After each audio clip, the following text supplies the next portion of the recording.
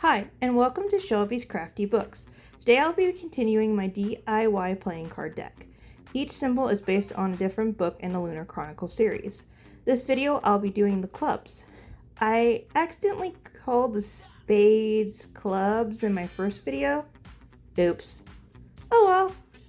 The book these cards are based on will be Cress. Cress is book 3 in the Lunar Chronicles and is based off the Rapunzel fairy tale. While working on this DIY, I thought I'd give some book recommendations. It is the month of May, which means it's Mer May. In the art community, artists spend all of May drawing only mermaids. Some even try to draw a picture every day of the month. I thought instead to talk about some mermaid and siren books, since sometimes mermaids and sirens are considered the same thing. Let's get started. First book is Skin of the Deep by Natasha Brown. The summary says, "A way to survive, a way to serve, a way to save. Simi played to the gods once. Now she serves them as Mamiwata, a mermaid, collecting the souls of those who died at the sea and blessing their journey back home. But when a living boy is thrown overboard, Simi goes against the ancient decree and does the unthinkable. She saves his life. And punishment awaits those who dare to defy the gods. To protect the other Mamiwatas, Simi must journey to the Supreme Creator to make amends. But all is not as it seems. There is the boy she rescued, who knows more than he should. And something is shadowing Simi, something that would rather see her fail. Danger lurks at every turn, and Simi draws closer. She must brave vengeful gods, treacherous lands, and legendary creatures. Because if she fails, she risks not only the fate of the Mamiwata, but also the world as she knows it." Book 2 is The Silent Prince by C.J. Brightly. This summary says, "A voiceless prince, a desperate princess. A sham romance that turns heartbreakingly real. When cocky mer Prince Karas impulsively saves the human princess from drowning, he doesn't expect to fall in love with her. But her human fragility is unexpectedly sweet that he is soon head over tails. So he bargains his voice to the Lord of the Deep for a chance to court her on land. He's confident that he can win her affection. He's irresistible after all. But he is a fish out of water in the human world. He didn't expect it to be so difficult to make Marine accept his charms. Her father is ailing, her kingdom is threatened from multiple directions, and she must choose from among several foreign suitors to keep her people free. Thinking Karas is no more than a meat stranger, she asks him to pose as her suitor to give her leverage with the foreign lords vying for her hand. But not all of them are easily deterred, and they won't take no for an answer. Karas will have to show the princess that his love is not just an act, but how can he win her, much less save her, without a word." Book 3 is The Little Mermaid Against the Tide by J. Eel. The summary says, "After the death of Ariel's mother, the Sea Queen, the 7 daughters of King Triton have grown estranged at best. It's been years since Ariel's older sisters have visited home, but this year's coral moon is fast approaching, and it's a special one for Ariel. Finally 15, she will be dubbed the protector of her very own ocean territory as tradition, and her sisters have agreed to visit for the celebration. But the ceremony is halted when Mala, one of the most renowned daughters of Triton, is abducted. The only clue to where she might have been taken is a hastily scribbled seaweed note, which says, 'What could have saved Mother could save me too.' To rescue Mala, Ariel must work together with her siblings, traveling to various seas, outsmarting dangerous ocean creatures, and delving into forbidden waters to find the truth of what happened to their mother. But as Ariel and her sisters begin uncovering new secrets about her family and their kingdom, Ariel will have to face the loss of a mother she never had a chance to know, and discover what it means to be both a good sister and a strong leader. And the clock is ticking, because on the day of the festival, when the moon turns a true shade of coral, her sister will be lost, like her mother, forever." Book 4 is Duet with the Siren Duke by Elise Kova. Victoria risks everything to leave a dangerous marriage and gains a second chance at life. But when her escape goes awry, she finds herself caught in the strong embrace of a mysterious siren, forced to choose temporary salvation or immediate death. And so, a cursed deal is struck. 5 years later, Victoria is alive and the world's finest ship captain. But her debt to the siren looms while her conceiving ex has demanded a king's ransom as the final price for her freedom. Victoria refuses to cause her family to suffer any more on her behalf, and is determined to make things right before her time is up. But that time is cut short. The siren comes for her. 6 months early. Taken to the magical and deadly Eversea, home of the Sirens, Victoria discovers she's the sacrifice upon which all Sirens pin their hopes. If they want to appease an angry god and save a world on the brink of destruction, they need her, which gives her the perfect leverage. Victoria strikes a new bargain. The Siren Duke will help save her family and she'll fulfill his demands. It's a good bargain until a flicker of passion ignites in the scarred remnants of Victoria's heart, threatening all she's worked for.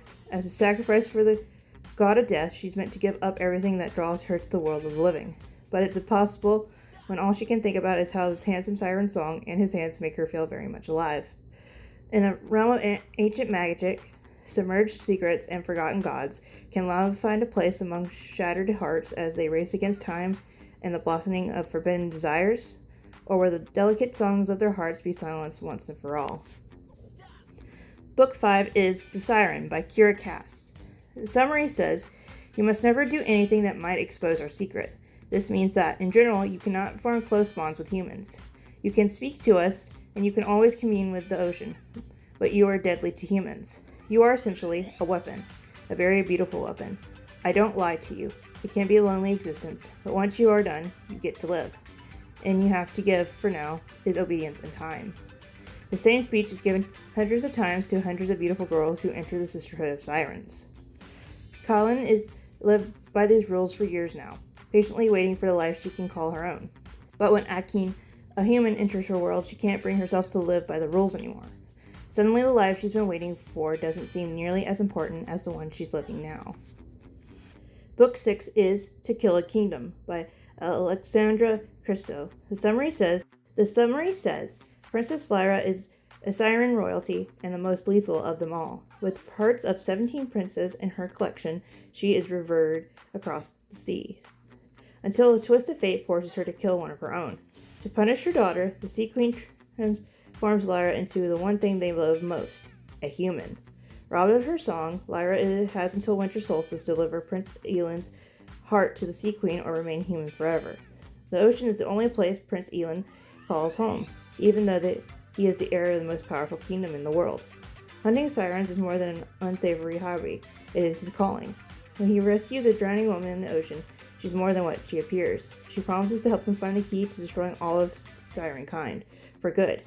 But can he trust her? And just how many deals will Aelin have to barter to eliminate mankind's greatest enemy? Book 7 is Prince of Song and Sea by Lindsay Miller. The summary says, before Prince Eric's mother, the Queen of Valona, went missing 2 years ago, she reminded him about the details of the deadly curse that has plagued his entire life. The curse? If he were to kiss someone other than his true love, he would die. With a neighboring kingdom looking for any excuse to invade their shores, and rumors of ghost pirates lurking in the seas, Eric is desperate for any information that may help him break his enchantment and bring stability to Valona. The answer he has been searching for comes to him in the form of a letter left from his mother that reveals Eric must find his true love, the one with a voice pure of heart, or kill the sea witch responsible for cursing him in the first place. Now Eric is on a quest to find the Isle of Siren, the witch's legendary home. But after he is rescued by a mysterious young woman with a mesmerizing singing voice, Eric's heart becomes torn. Does he enter a battle he is almost certain he cannot win, or chase a love that might not even exist? And when the shipwrecked young woman with flaming red hair and a smile that could calm the seven seas enters his life, Eric may discover that true love isn't something that can be decided by magic. Book 8 is Part of Your World by Liz Barzell. The summary says, what if Ariel had never defeated Ursula? It's been 5 years since the infamous sea witch defeated the Little Mermaid, and took King Triton's life in the process. Ariel is now the voiceless queen of Atlantica, while Ursula runs Prince Eric's kingdom on land. But when Ariel discovers that her father might still be alive, she finds herself returning to the world and a prince she never imagined she would see again. Book 9 is A Cascading Hope by Yakari Goodsberry. The summary says, can one find hope where hatred gathers? Marin only wants to know the truth. She never expected her mother, the sea mother of the life giver of the seas, will be attacked amidst Rosie's Island annual festival. Devastated, Marin searches desperately for the Heaven's Leaf, a magical plant that can heal her mother. Her search leads her to the shores of Hildeland, the magical island of the Finfolk, and she finds herself swept up in a mystery. One by one, those around her disappear, and her mother's life, as well as the lives of all the sea folk, hangs in the balance. Miriam must solve the mystery and heal her mother before it's too late, and everyone she loves, including herself, are turned into sea foam. And Book 10 is Voice of the Ocean by Kelsey Inputs. The summary says, as the youngest daughter of the Siren Queen, Kelsel's life is tightly controlled. Desperate to prove her worth, she intends to join the chorus, an elite group of siren warriors. With her final test on the horizon, Siastel must finally gain control over her temperamental song.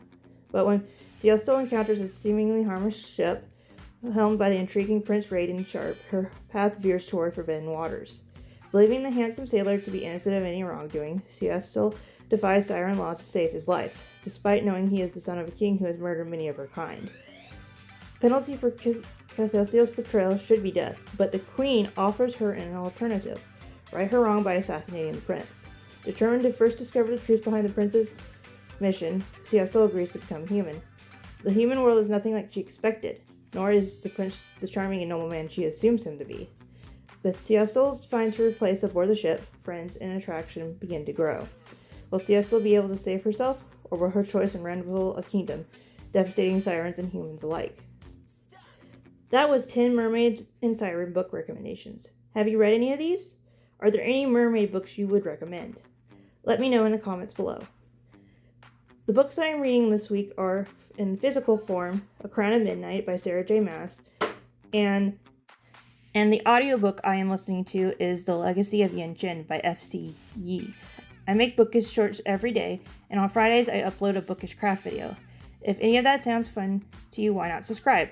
Thank you for watching.